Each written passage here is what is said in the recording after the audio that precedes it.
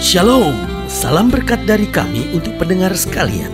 Saat ini pendengar akan diberkati dengan program Hari Ini Harinya Tuhan bagian yang ke-8.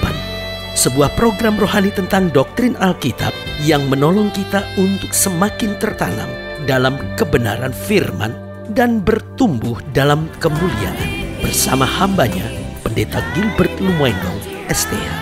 Banyak orang merasa doktrin Alkitab sebagai sesuatu yang membingungkan. Tetapi tahukah saudara bahwa doktrin Alkitab intinya adalah memahami Alkitab dengan benar, dengan pemahaman yang sistematis, sehingga kita terus dapat tertanam di dalam kebenaran firman, sehingga kita terus bertumbuh di dalam kemuliaan Allah.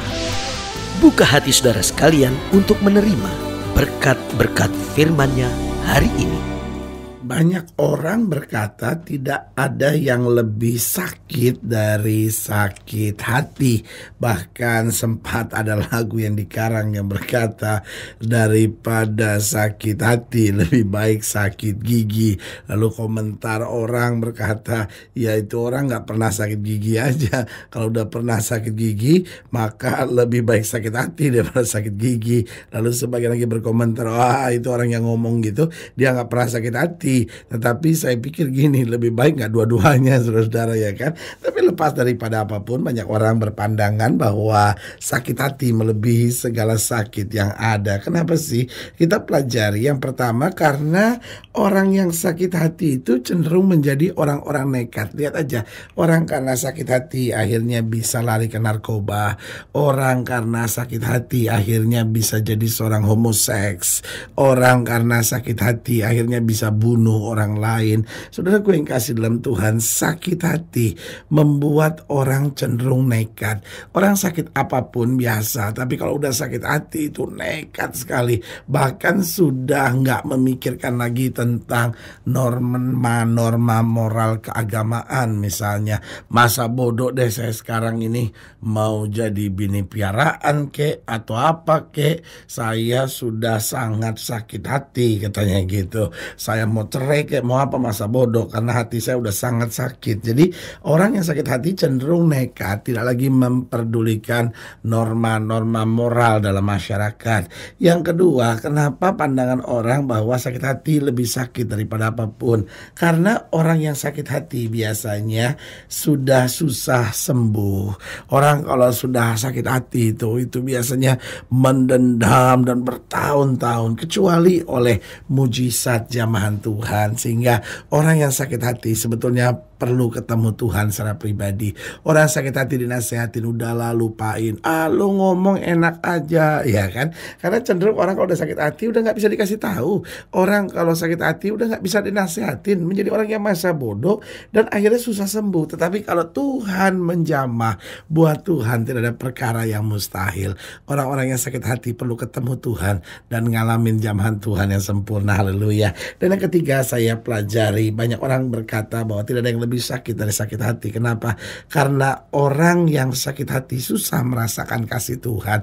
Kadangkala orang sakit hati datang ke gereja, dia pikir semua orang gereja juga munafik. Kadangkala orang sakit hati didoakan, dia pikir doa juga apa kalau nggak ada perbuatan nyata. Jadi cenderung menjadi orang yang dalam tanda petik nyeleneh gitu. Tapi saudaraku yang kasih dalam Tuhan, sakit hati hanya bisa diselesaikan ketika orang itu sungguh-sungguh bertobat, ngalamin perjumpaan kasih Tuhan, merasakan jamahan Tuhan yang sempurna. Karena memang hanya jamahan Tuhan yang dapat mengobati sakit hati manusia. Haleluya. Selamat datang dalam program kita hari ini, Harinya Tuhan. Sebuah program rohani yang kembali mengingatkan kepada kita betapa pentingnya kita menjadikan firman Tuhan sebagai dasar keseharian hidup kita. Karena selama kita jadikan firman Tuhan sebagai dasar keseharian hidup kita, langkah-langkah ke depan kita penuh dengan kepastian, kemenangan, berkat, mujizat, dan perkara-perkara besar. Haleluya. Dan dalam program ini kita sedang membahas tentang menimbulkan sakit hati Tuhan. Nah, saudaraku yang kasih dalam Tuhan, seringkali kita aja gak bisa terima kalau sakit hati. Tetapi tanpa kita sadari, seringkali kita menimbulkan sakit hatinya Tuhan. Nah, saudaraku yang kasih dalam Tuhan, dalam program kita hari ini, kita sedang membahas menimbulkan sakit hati Tuhan. Tuhan. Kita mau sama-sama belajar dari Yeremia pasal 44. Yeremia pasal 44 ayat yang pertama sampai ayatnya yang ke-14. Yeremia 44 ayat pertama sampai ayat yang ke-14. Yeremia 44 ayat 14 di bawah judul perikop, nubuat terakhir dari Yeremia di Mesir. Demikian firman Tuhan. Firman yang datang kepada Yeremia untuk semua orang Yehuda yang diam di tanah Mesir, di Migdol, di Tahpanhes, di Memphis, dan di tanah Patros. Beginilah firman Tuhan semesta alam Allah Israel. Kamu telah mengalami segenap malapetaka yang telah kudatangkan atas Yerusalem dan atas segala kota Yehuda. Sungguh, semuanya itu kini sudah menjadi reruntuhan dan tidak ada seorang pun diam di sana. Itu disebabkan oleh kejahatan yang telah mereka lakukan untuk menimbulkan sakit hatiku. Perhatikan baik, kejahatan yang mereka lakukan untuk menimbulkan sakit hatiku, yakni mereka pergi membakar korban dan beribadah kepada Allah lain yang tidak dikenal oleh mereka sendiri, oleh kamu atau oleh nenek moyangmu. Terus menerus aku telah mengutus kepadamu semua hambaku, para nabi, dengan mengatakan, janganlah hendaknya kamu melakukan kejijikan yang aku benci ini. Tapi mereka tidak mau mendengarkan. Saya ulangi sekali lagi, mereka tidak mau mendengarkan dan tidak mau memperhatikan supaya berbalik dari kejahatan mereka dan tidak membakar korban lagi kepada Allah lain. Sebab itu kehangatan amarahku dan murkaku telah tercurah dan membakar kota-kota Yehuda dan jalan-jalan Yerusalem, sehingga menjadi reruntuhan dan tempat tandus seperti yang ternyata sekarang ini. Maka sekarang beginilah firman Tuhan Allah semesta alam, Allah Israel. Mengapakah kamu mendatangkan celaka besar kepada dirimu sendiri? Kamu mau melenyapkan laki-laki, perempuan, anak-anak, dan bayi dari Yehuda dengan tidak meninggalkan sisa apapun. Ayat 8. Mengapa kamu mau menimbulkan sakit hatiku dengan perbuatan tanganmu, yakni membakar korban kepada Allah lain di tanah Mesir yang kamu masuki untuk tinggal sebagai orang asing di sana? Mengapa kamu menjadi kutuk dan aib di antara segala bangsa di bumi? Sudah lupakah kamu kepada kejahatan nenek moyangmu, kejahatan raja-raja Yehuda, kejahatan para pemuka mereka, kejahatanmu sendiri dan kejahatan istri-istrimu yang dilakukan mereka di tanah Yehuda dan di jalan-jalan Yerusalem? Mereka tidak remuk hati sampai kepada hari ini. Mereka tidak takut dan tidak mengikuti Tauratku dan ketetapanku yang telah kuberikan kepadamu dan kepada nenek moyangmu. Sebab itu beginilah firman Tuhan semesta alam, Allah Israel. Sesungguhnya aku mau menunjukkan wajahku terhadap kamu untuk kecelakaanmu, yakni aku mau melenyapkan segenap orang Yehuda. Aku mau mencabut sisa Yehuda yang berniat hendak pergi ke tanah Mesir untuk tinggal sebagai orang asing di sana. Mereka semuanya akan habis mati di tanah Mesir. Mereka akan rebah mati karena pedang dan akan habis mati karena kelaparan. Dari yang kecil sampai kepada yang besar, mereka akan mati karena pedang dan karena kelaparan, dan mereka akan menjadi kutuk, kengerian, kutukan, dan aib. Aku mau menghukum mereka yang diam di tanah Mesir, sama seperti aku telah menghukum Yerusalem, yaitu dengan pedang, dengan kelaparan, dan dengan penyakit sampar. Sehingga dari sisa Yehuda yang telah pergi ke tanah Mesir untuk tinggal sebagai orang asing di sana, tidak ada seorang pun yang terluput atau terlepas untuk kembali ke tanah Yehuda, kemana hati mereka sangat rindu untuk diam di sana lagi. Sungguh mereka tidak akan kembali kecuali beberapa orang pengungsi. Saudaraku yang kekasih dalam Tuhan, tanpa kita sadari seringkali kita menyakiti hati Tuhan. Nah, pertanyaannya, kapan kita menyakiti hati Tuhan? Seringkali persoalannya kita nggak sadar bahwa perbuatan kita sudah menyakiti hati Tuhan. Kita anggap normal, kita anggap wajar, bahkan sebagian kita menganggap ini kan kesalahan-kesalahan kecil. Nah, saudaraku yang kasih dalam Tuhan, dalam ayat bacaan ini jelas beberapa hal penting yang menyakiti hati Tuhan. Yang pertama, yaitu jika kita menyembah berhala. Saudaraku yang kasih dalam Tuhan, hukum pertama berkata jangan ada Allah lain di hadapanku. Pertanyaannya, mengapa kita tidak boleh menyembah berhala? Kenapa kita nggak boleh ke dukun? Kenapa kita nggak boleh percaya ramalan-ramalan nasib? Kenapa kita nggak boleh pergi ke paranormal? Jawaban saya sederhana, karena Allah itu cukup, kuasanya sempurna. Dan saudaraku yang kasih dalam Tuhan, Dia itu baik buat kita. kita. Yang Dia sediakan selalu yang paling indah buat kita.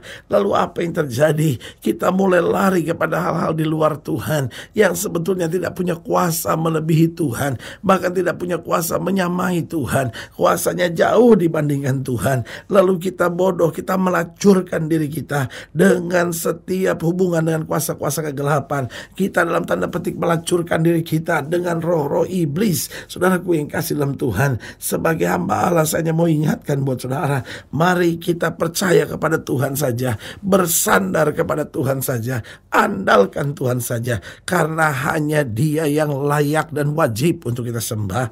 Jadi kita menyakiti hati Tuhan jika kita menyembah berhala, jika kita pergi ke dukun-dukun, jika kita percaya ramalan-ramalan nasib, jika kita mencari pertolongan dari paranormal, jika kita pegang jimat-jimat, jika kita belajar ilmu-ilmu kebal, ilmu-ilmu tenaga dalam, itu menyakiti hati Tuhan. Yang kedua, kapan kita menyakiti hati Tuhan? Jika kita meninggalkan pelayanan. Saudaraku yang kasih dalam Tuhan, seorang memasuki pelayanan karena kesadaran akan panggilan Tuhan dalam hidupnya. Tetapi ada banyak orang kemudian karena kecewa, karena merasa berat, karena merasa banyak tantangan, karena merasa banyak tekanan, akhirnya keluar dari pelayanan. Saudaraku yang kasih dalam Tuhan, tidak Alkitab berkata, orang yang menabur dengan air mata akan menuai dengan sorak-sorai. Tantangan selalu ada, tapi jangan mundur dari pelayanan. Tetap maju, karena orang-orang yang setia itu yang akan menerima kekuatan berkat mujizat dari Tuhan.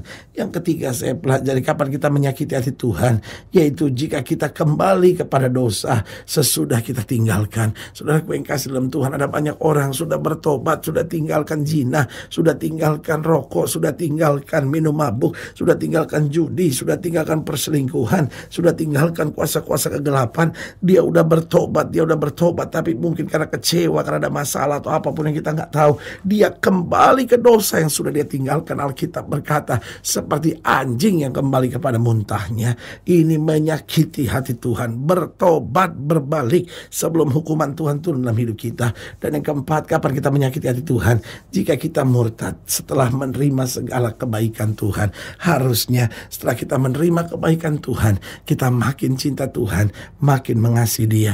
Tantangan ada, setan mau kau jauh dari Tuhan, tapi kembali kepada Tuhan, karena hanya dalam Tuhan ada kasih setia, anugerah dan berkat yang sempurna. Saudaraku yang kekasih dalam Tuhan, jika saudara yang dilayani lebih jauh, hubungi kami melalui telepon, hubungi kami melalui surat, kunjungi website kami, karena kami ada untuk membawa Bapak Ibu saudara senantiasa lebih dekat pada Tuhan dan mengalami kasih kuasa mujizat yang luar biasa. Secara khusus melalui program ini juga saya mau doa buat siap saudara yang sakit, siap saudara yang berbeban berat, karena saya percaya bahwa bagi Allah tidak ada perkara yang mustahil. Nah, saudara-saudara yang didoakan secara khusus, boleh taruh tangan kanan saudara di dada dan kita akan berdoa. Mari kita berdoa.